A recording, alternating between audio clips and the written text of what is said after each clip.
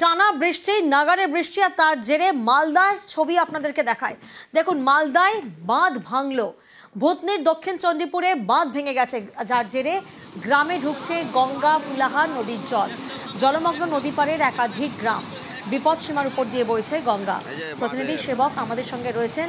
সেবক, স্থানীয়রা এই পরিস্থিতি কিভাবে সামাল দিচ্ছেন, আর প্রশাসনের তরফ থেকেই বা কি পদক্ষেপ নেওয়া হচ্ছে?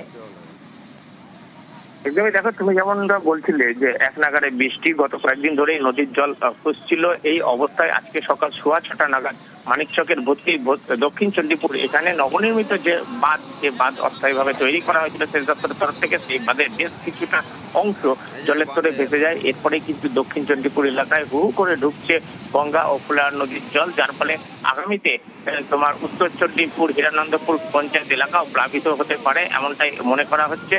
স্থানীয় বাসিন্দারা অনেকেই কিন্তু উঁচু জায়গায় সরে গিয়েছেন, কারণ গত কয়েকদিন ধরেই পরিস্থিতি ক্রমশ অবনতি হচ্ছিল।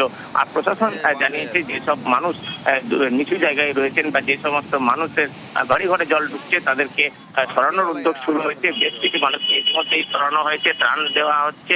এর পাশাপাশি যে এলাকায় বাঁধ ভেঙে গেছে সেখানে কোনোভাবে কোন রকম কাজ জরুরি ভিত্তিতে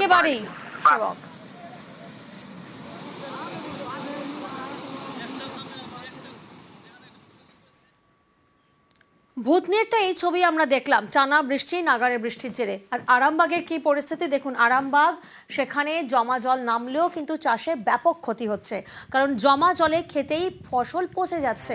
জমা জলে নষ্ট হচ্ছে বিঘার পর বিঘা ধানের চারা। যে ছবি এই মুহূর্তে আপনারা দেখছেন, একদিকে অতিবৃষ্টি আর অন্যদিকে ডিবিসি ছাড়া জল, যার জেরে চাষে ব্যাপক ক্ষতি হচ্ছে। শুভদীপ প্রতিনিধি আমাদের সঙ্গে রয়েছেন এই মুহূর্তে। শুভদীপ, কৃষকদের তরফ থেকে ঠিক কি দাবি করা হচ্ছে, কারণ তাদের তো মাথায় হাত? একেবারেই মাথায় হাত, কারণ বর্ষার সময় চাষে কিন্তু খরচটা কম হয়, সেই কারণেই বর্ষার চাষটা কিন্তু প্রত্যেক চাষি করেন।